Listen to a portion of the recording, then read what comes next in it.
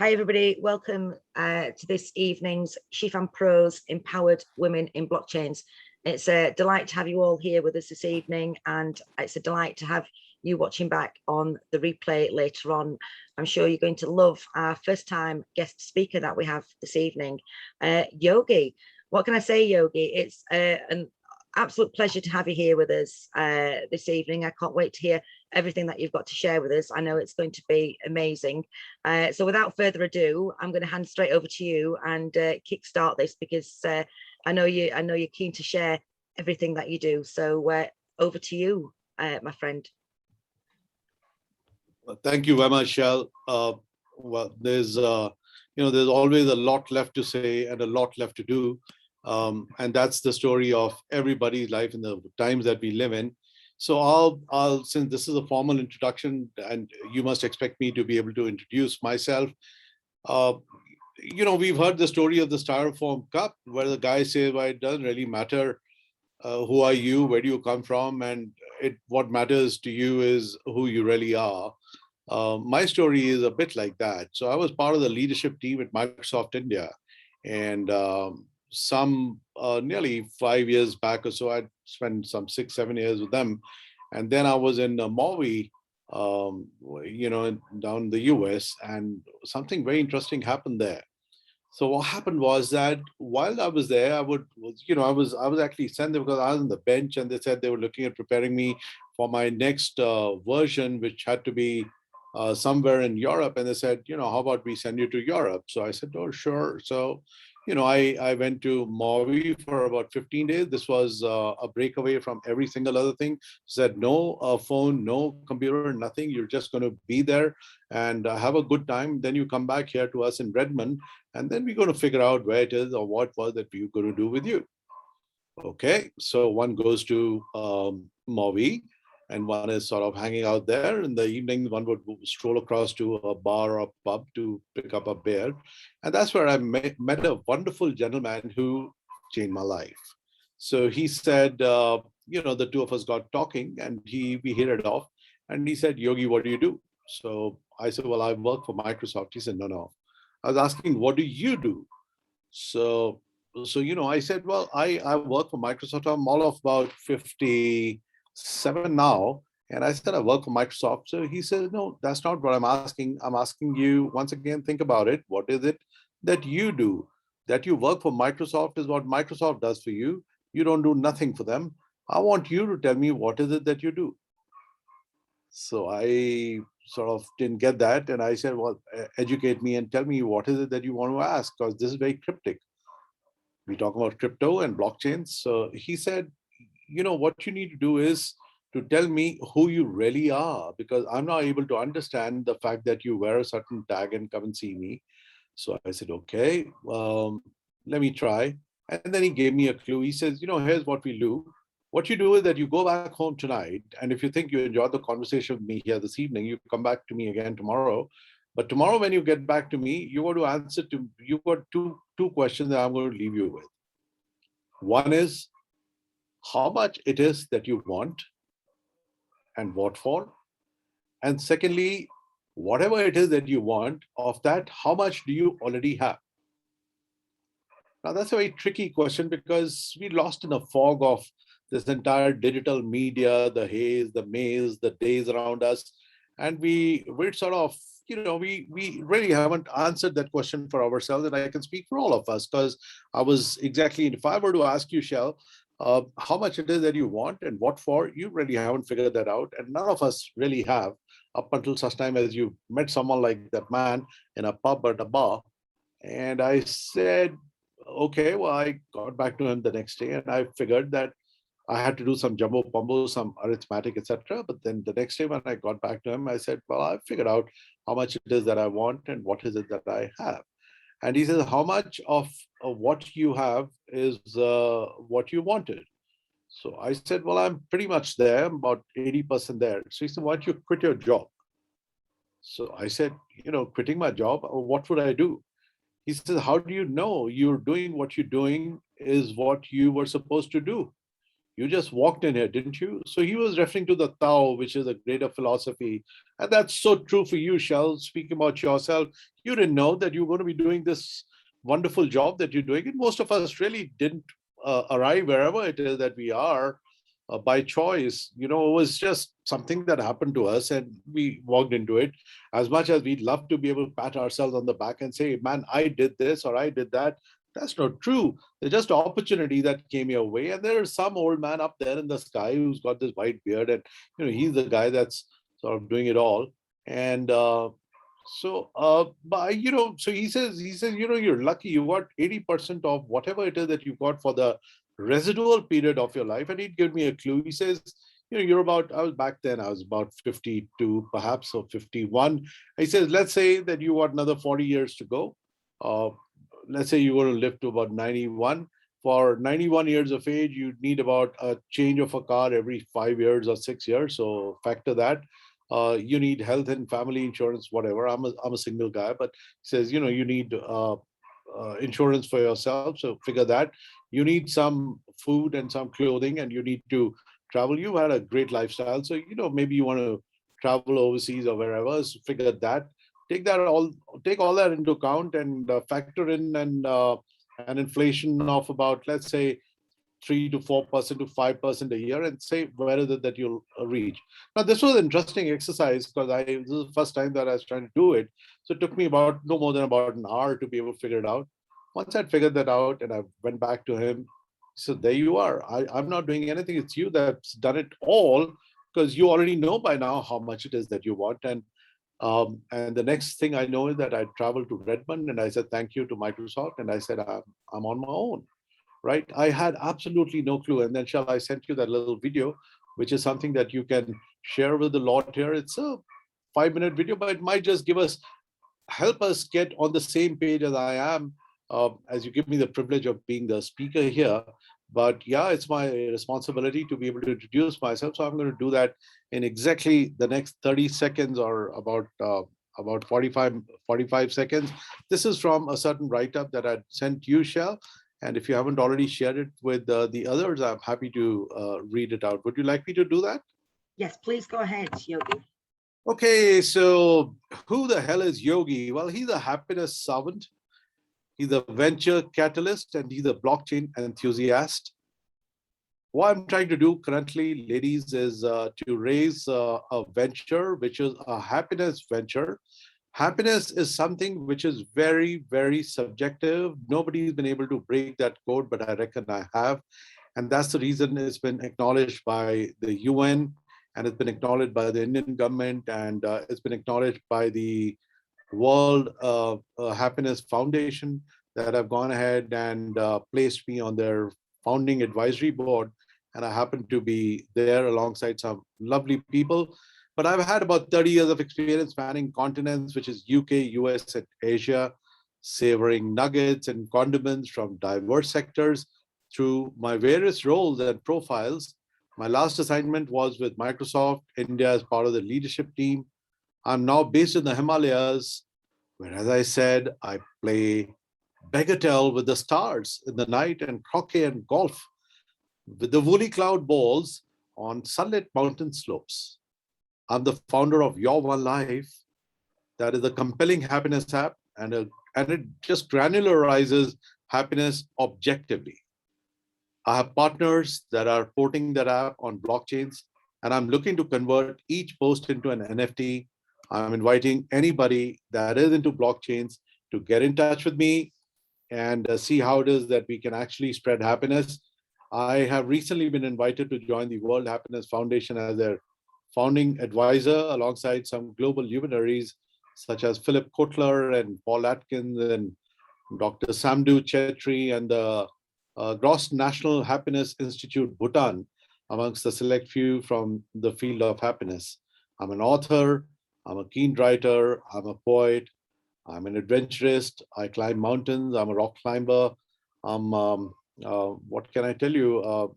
So that's just a little bit about myself. So thank you very much, Shell, for letting me in on the rest of you all wonderful girls.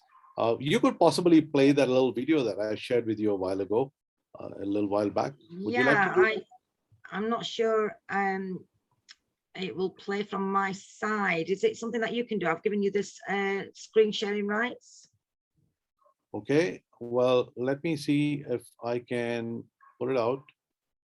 All right, yeah, I reckon I can do it. So Brilliant, excellent. yeah, right, thank you.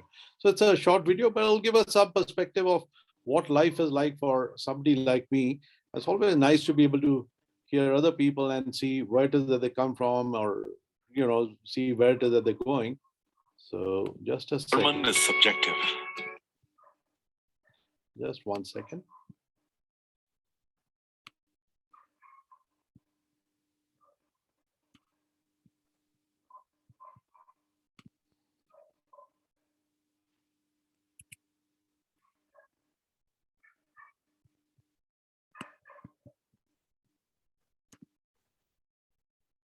All right, can you see my screen now? Yes, thank you.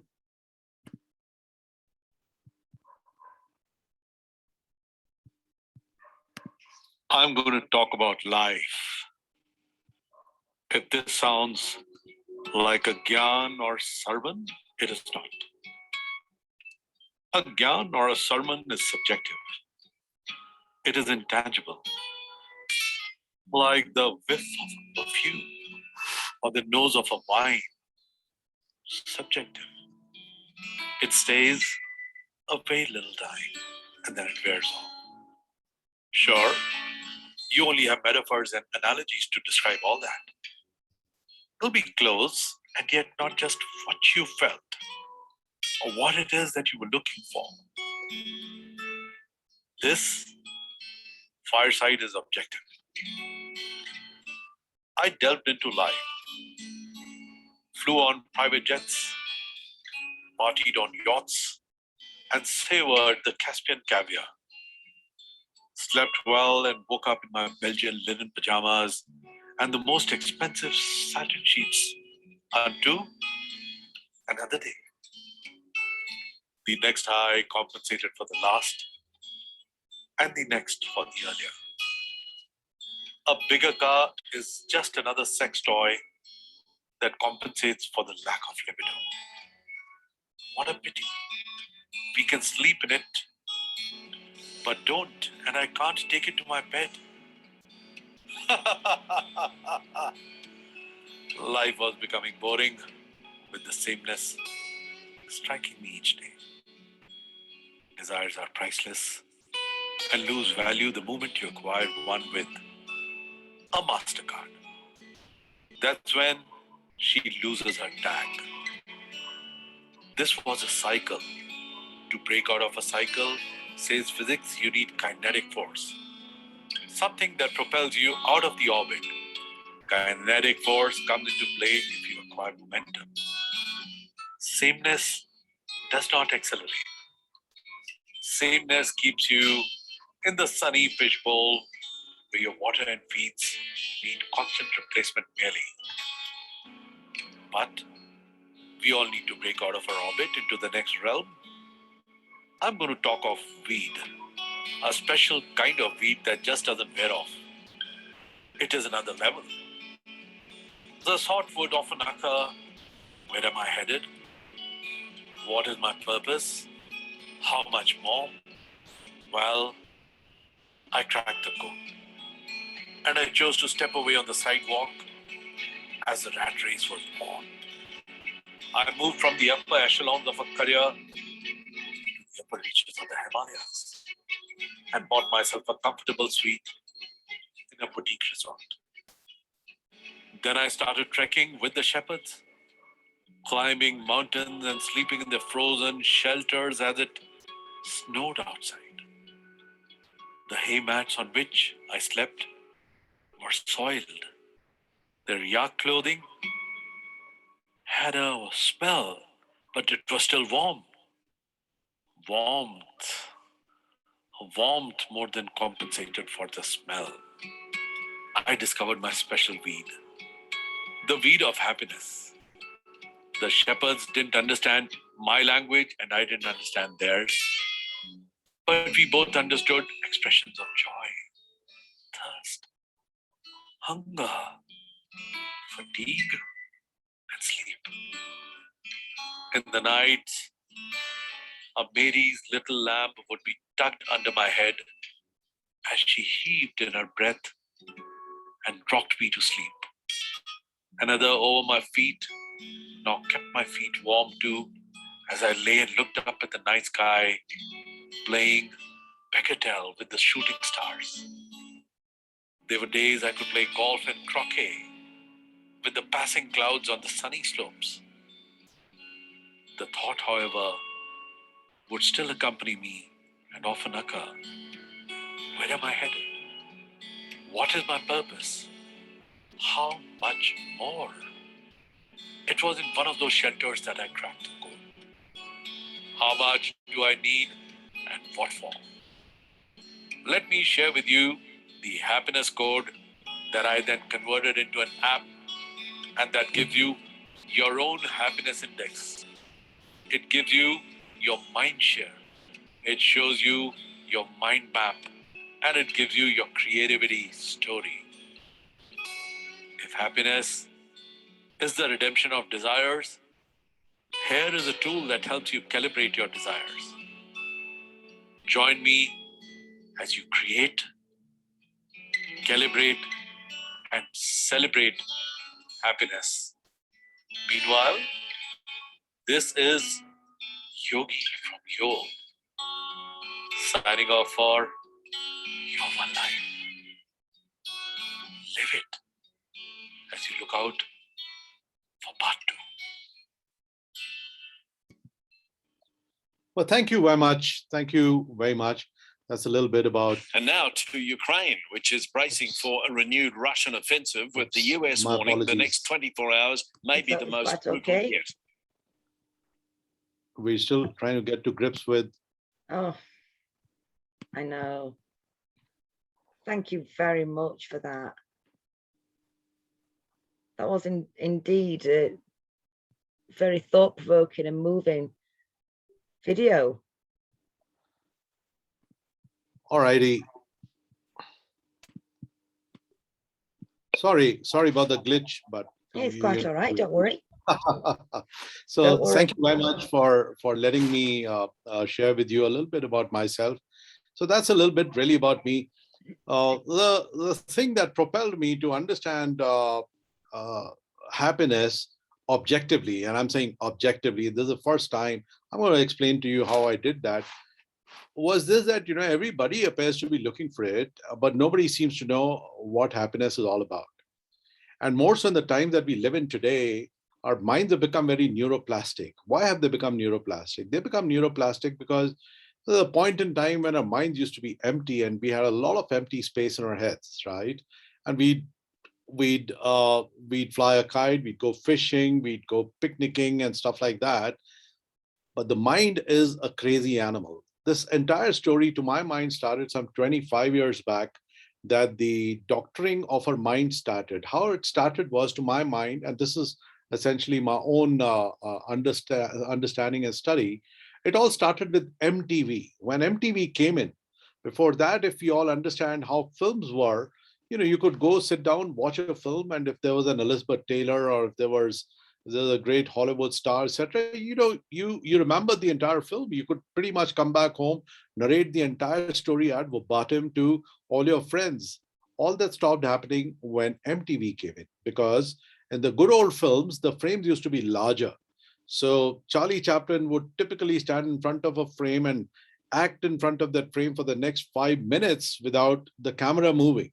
It was Charlie Chaplin that moved. So there was a certain consistency between my comprehension of how I was looking at Charlie Chaplin and what was that he was doing, right? But when MTV came in, those 30 seconds or those 30 minutes got compressed into some 2 frames per second kind of a speed. Now the mind is brilliant, because the mind picks up the speed of whatever it is that is happening in front of it. So the mind starts racing. You want a slow mind, you could go to a beautiful place where the wind is lovely, and the mountains are slow and the days are slow, and your mind will slow down. But you get into New York, for instance, you could tell easily for a person that is, and the story is, I was in the US. I've also lived in London, but you can tell from the way a person drives that this guy is actually from a big city or this guy is actually from the countryside. Am I right? Yeah, we can easily tell that. For a guy who's from the countryside, it's going to be he's going to be a little easygoing, but for a guy who's actually from the big city, he's going to be in a rush. He wants to take over, he wants to overtake and stuff like that. So that's what MTV did to our mind. It started slicing our minds, and our minds got sliced to a point where, as much as we'd like to call it multitasking, but it actually took away from us our ability to be able to focus on any one thing for a longer period of time. You're not used to reading long letters anymore, but if you go back to your good old times, not only would you read long letters, we would also write long letters, and that's what life was all about. And that started happening. And then comes in artificial intelligence, virtual reality. So it's just taken us away from who we are. And all of us, whether we like it or not, we've all become zombies in the lives that we lead, right? And we sort of tend to do things that we don't know why we are doing. I'm sorry. And we continue to go on. I'm recovering from Omicron, so you'd have to forgive me. But we go on from one thing to another and not realizing what it is that we've done. I'm going to play a small game with you all, but just to suffice to say that we're all on Facebook.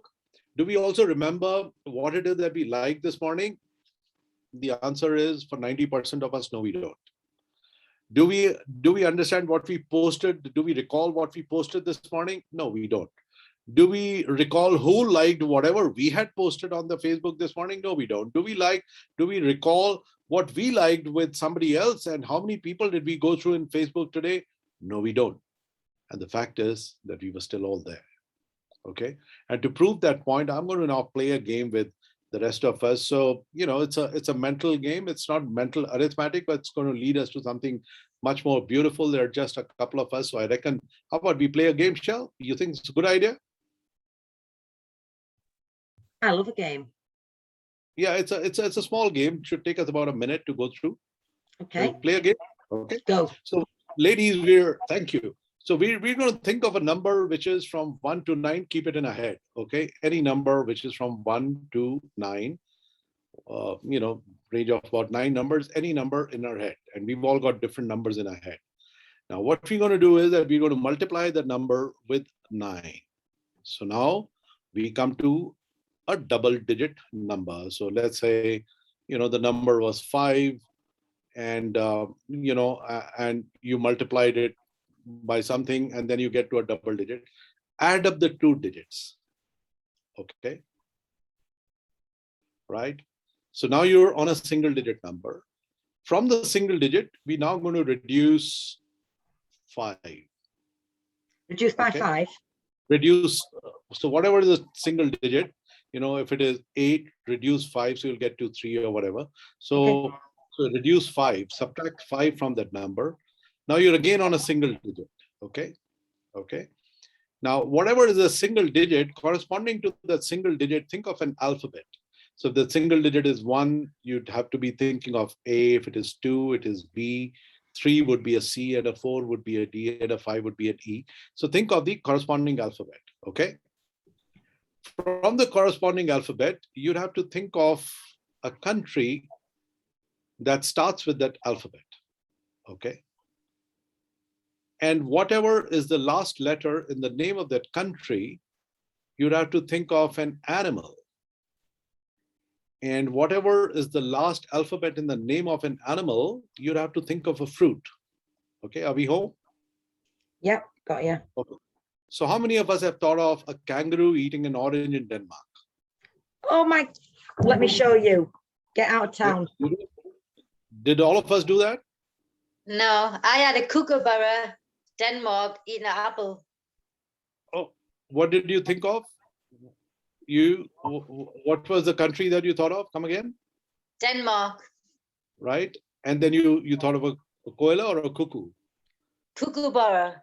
Oh, kookaburra. Okay, lovely. So, an exception proves the rule, but the rule, so you're an exceptional person. You prove the rule, but the rule is that a that a I'm kangaroo going eats away. stomach. All right, so lovely. You know what did I just do? I did nothing. Scary. No, no, not really. You know, honestly, this is not scary at all. This is interesting because the number I said was anything from 1 to 9. Whatever number you think of, you multiply the number with 9, you know, and add up the two digits. The single digit would always come back to being 9. So if you thought of an 8, 9s are 72 is 9, and 5 9s are That's a 45. trick. You know, so what did I do? I'm just trying to trick you all. Why did I do this, darling? Because I did this because, you know, the point is that this is exactly what technology is doing to us. Okay? Technology does this to us. You see a shoe, and the shoe won't stop hitting you on the, like a metaphorical sandbag on the bridge of your nose up until such time as you haven't bought it off Google, right? And we've seen that, we've done that, right? So there are algorithms that are today being deployed inside of technology where you have no option but to be able to do what it is that the technology wants to do. So it's more like the tail wagging the dog. It's no longer like the, you know, it's no longer as if you're in control. You don't even know. It's like saying how you drive. You drive off to work in the morning. Now you don't know how many times it is that you've changed the gear, or how many times did you press on the pedal, or how many times did you cross a red light or not cross a red light, how many cars passed by you, how many people looked at you, or how many people did you look at. But yet there's an auto response mechanism inside of you that tells you, hey, change the gear, slow down, rev up, you know, honk, whatever. And that keeps happening. So technology, because I've worked with Microsoft, so I'm familiar with the labs and how it is that the labs work. So I know for sure that, you know, our minds are today being doctored, and we're no longer in control of our own minds, and it is somebody else who's sort of trying to drive us away from whatever it is that we're doing. So, and that's why I went ahead and created YourOneLife. So what is YourOneLife? I studied the brain. And the brain is, how should I put it now? Okay, it's got two halves. So you've got the left side and you've got the right side. The left side is, and we all know that, but left side is something that is very rational. It thinks of things that you can touch, taste, see, hear, smell, all rational. The right side is all emotional, stuff that you can feel, but you can't explain. You know, like I said, the whiff of a perfume or whatever. So we went ahead then, and we went ahead and created. It's taken me about nearly 4 years to be able to get to where I am. But this is brilliant. So we said, okay, well, what are the tangible aspects of a person's life? Okay, Shell. So what are the tangible aspects of your life, and what are the intangible aspects of your life? The tangible aspects of Shell's life are that she has a family, she has her health and fitness to worry about. She has a wallet. She has some assets that she needs to know where those assets are lying.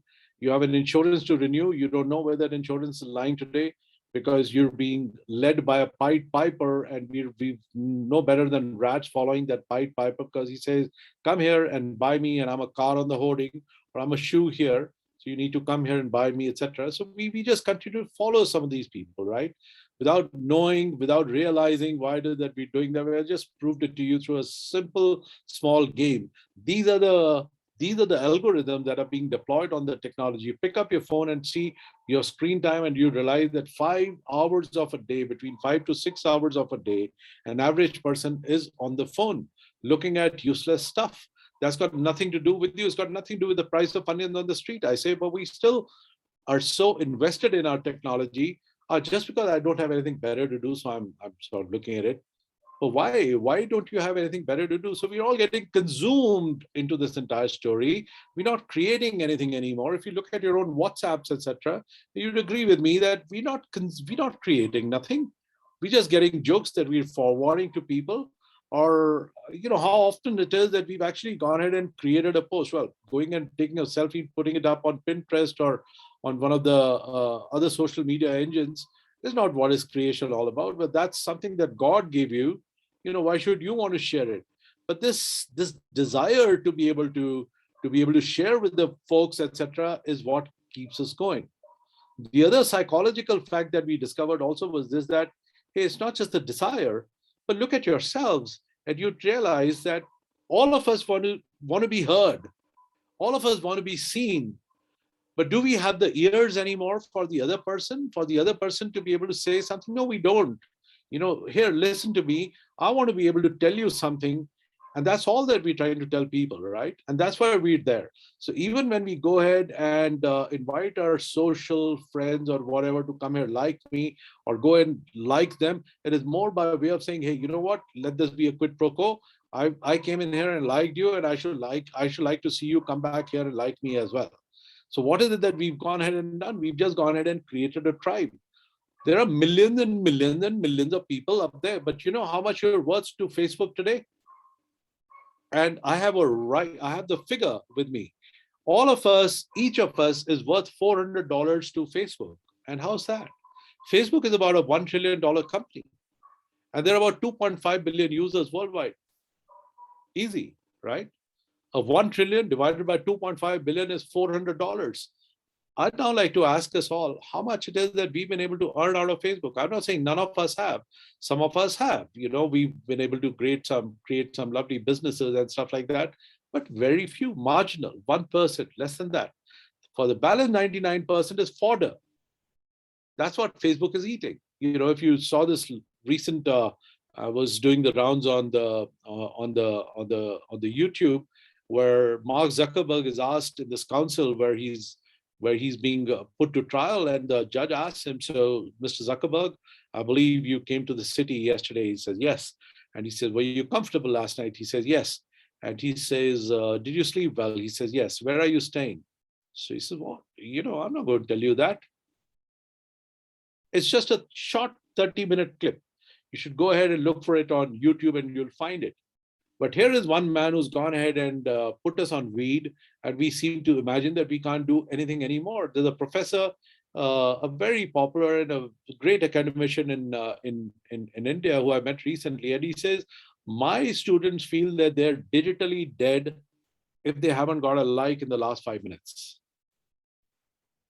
But all that is stupid. So none of all that is real. So we studied the mind and we said, you have 6 aspects that are tangible. You have 6 aspects that are intangible.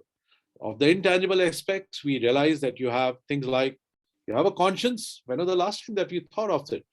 We don't think of it anymore. The Sunday Mass is history, right? People don't go to the churches anymore. Why? Because the Bible came home. Gutenberg invented the printing press. We got the Bible home. Now there's no need to go to the Mass anymore. We go ahead and read Bible when we want to, or whatever is a spiritual text. And I'm sorry, and then add to that, there's always Google can tell me more about, whatever it is that the father there, the pastor there is going to tell me. Google can tell me more. So we've gone ahead and lost our mind. So you have, on the intangible side, you have inhibitions, you have ambition, you have dilemmas, you have a conscience, you have regrets. So we went ahead and tabulated that. Then we created a Facebook. And we said, start your day. And you saw the clapper board in the video that I shared with you just now. And it asks you just 2 questions. It says, how was your yesterday? And we give you 3 options. There's a green, there's a yellow, and there's a red. What's your forecast for today? Now there's a green, there's a yellow, and there's a red. So you select those radio buttons and you're good to go. Once you go there, it says, well, go ahead and start your life. So you start your life. It says, go ahead and post. It says, if you see something, say something, because we become what we see. And it's true. If you're an engineer, you're only going to be looking at some engineering stuff when you're out on the street. If you're an artist, you're only going to be looking at art when you're out on the street, because that's where our mind takes us. Okay? We are most likely to miss a beggar on the street because we're not empathic anymore. We've lost that empathy, right? We don't recognize people that have a sad expression on their face if we're riding a tube, because we don't care. We just want to be sequestered from the rest of the life, because I am my life. So we called it YourOneLife, right? That's what the app is called. So we created that app and we said, okay, now you go ahead and post on your timeline. Each time you post, you say which aspect of your life does the post pertain to. Each post is numbered. So you, let's say for the month of July, posted about 500 posts, out of which only 10 posts went into my family. And there were as many as about 200 posts that went into my friends. From there, we go ahead and pull out your mind share for you. Why? Because 5 to 6 hours a day, we're on the phone and our minds are no longer our own minds. Our minds are now driven by technology. So we tell you that, only 2% of you was part of your family, but 50% of you was part of your friends. Now, if your life is like a house that has these 12 picket fences around itself, it's important that we maintain those 12 picket fences in just good order, because, it's a folly to imagine that, one of those 12 picket fences is going to be down and that a robber or something or an animal is not going to come in and eat something in my house, right? So we need to protect ourselves. So we gave each picket fence a value of 8.33% into 12, and that's about 100. Now that's objective, right? And then we tell you to continue to post. So the moment you go a little over 8.33%, we flag it for you. So we tuck you back into your own technology, right? And that's the stuff that we've done. This was incidentally acknowledged by United Nations. It's been accepted by the government of India only recently.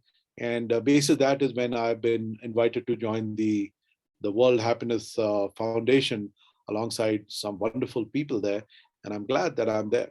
So that's what, so we do your mind map and we tell you aspects of your life that you're continuously, regularly thinking of remain green, aspects that you haven't thought of or you haven't posted for about a week, they turn yellow, for 2 weeks, they turn red, for 3 weeks, they turn gray, and we tell you Fateh, and that's the story of a life, right? So we give you your mind map, we give you your mind share, we give you your creativity index, and then we give you your happiness index. So how do we give you a happiness index?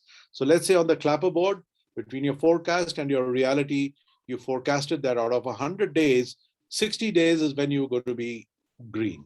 Okay, you're not going to be green all 100 days. So that automatically goes in and brings your coefficient of happiness down to 60%. Hey, but then that was your forecast. How did you really fare against your forecast? And we figured that you were only 36 days actually green. So 36 divided by 60 is about, is about a certain percentage. That only 60% of that is your happiness index. So you would essentially be about 32, 33% happy. What is stress? Stress is like straw. We've heard that upon a camel's back. And a straw upon a straw upon a straw and another, and then the camel's back breaks and the camel's done. How many times have you heard of a guy that was walking the street and, hey, you know what? He was just walking and he fell down and he died. Well, the doctor said he had a heart attack. That heart attack didn't just occur then. That heart attack was occurring like the straw upon the camel's back. So every day that you're updating this app, you're actually counting your straws in terms of how many straws have you built up upon your back. So how do we deal with the straws?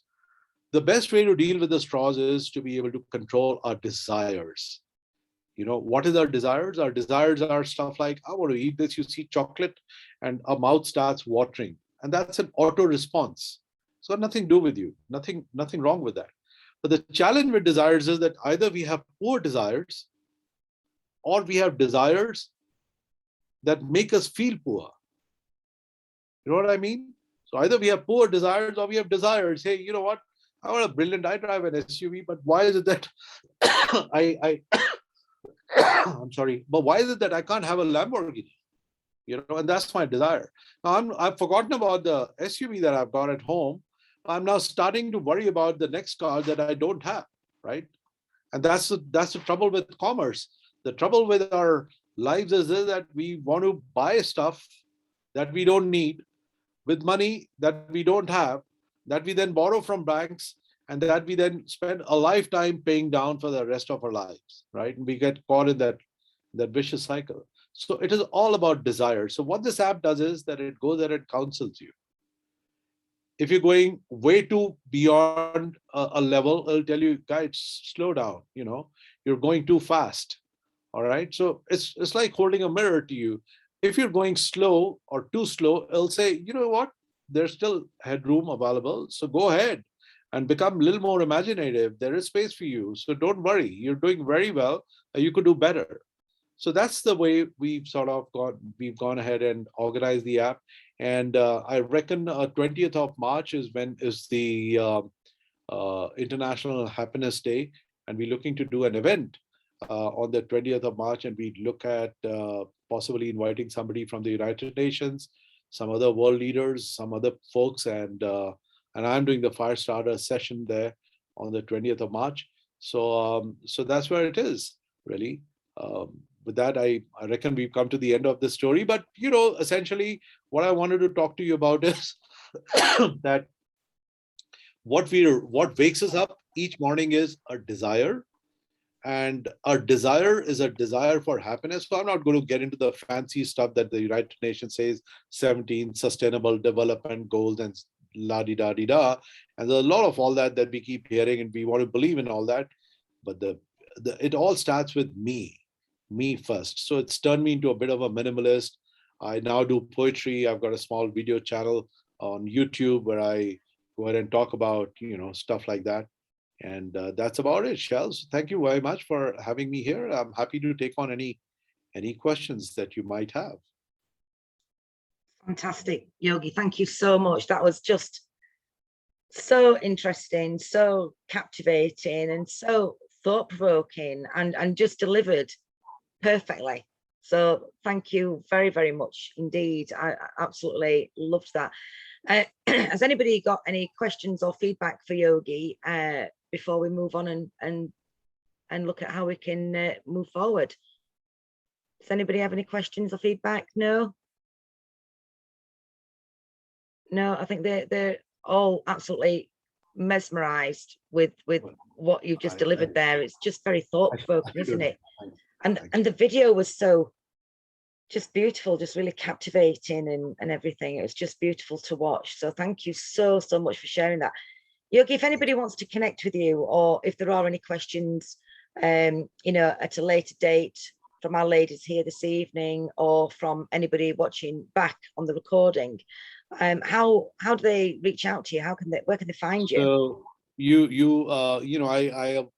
I sent you a piece earlier that I can send it to you again, because I realized there's a typo or two. I'm going to send you that piece. It has my mobile number, it has my mail ID and everything. And I'd like you to share it with everybody that's right here, right? I also run a small YouTube channel. It's not nothing commercial really, but you'd get to see, I do poetry on, I speak about, the things like the demise of innocence. Why is it that we've lost our innocence? How it is that the landing of the man on moon went ahead and took away a whole bunch of that innocence away from the world, because we believed in fairies and elves, and that's something that we like our children to believe. But hey, you know what? Pop, that boy or the girl, comes into our lives and he says, Mom, don't be stupid. I know it all. Well, you're not supposed to know it all, and you're too young to know it all. But the fact is that there are fairies and there are elves, and that there is a God, and that there are angels up there in the sky. And as much as we like to believe that, we are at a loss. So life has become extremely different from how we've seen it back then to where it is now. So sure, I'm going to send you that piece again. Feel free to share it with everybody else, Shell. Thank you. Yeah, absolutely. Thank you. And I just suggest anybody that's got any questions or wants to find out anything more or become involved with Yogi's work, to reach out to him, on social media. Have a look at his YouTube channel and subscribe and hit the like button if you like what you see. And Yogi, I'd just love you to come back again in the future and keep us up to date with your progress and share some more information with us. I hope you'd agree to that. Thank you very much, Shell. Thank you very much, ladies and girls. My objective was more to be able to share all this with you, but I'm heavily invested in blockchains and stuff like that. So if there's anything on that, I want to keep it away from the technical, etc. And I sought Shell's permission before we started, and she's very kind to say, yeah, we could have a free-flowing chat. So thank you very much. You've been wonderful here this evening. My pleasure. It's been an absolute pleasure to have you, and I do hope to see you again here at SheFan Pro. As a guest speaker. It would be a real pleasure. and I'd be keen to find out how you're doing. I know we're in touch anyway, outside of She Fan Pro, and yeah, just to say thank you to the ladies that joined today. Thank you to Tracy. Thank you to our Vice President, Joanne, and also to yourself, Yogi, and anybody that's watching back on replay. Stay blessed, stay humble, and grateful, and keep safe. Thank you very much. Thank you. Thank you very much. Thank you you, very much. Yogi. Thank you. Bye bye now. Thank you. Bye, guys. Bye now. Bye now. Bye.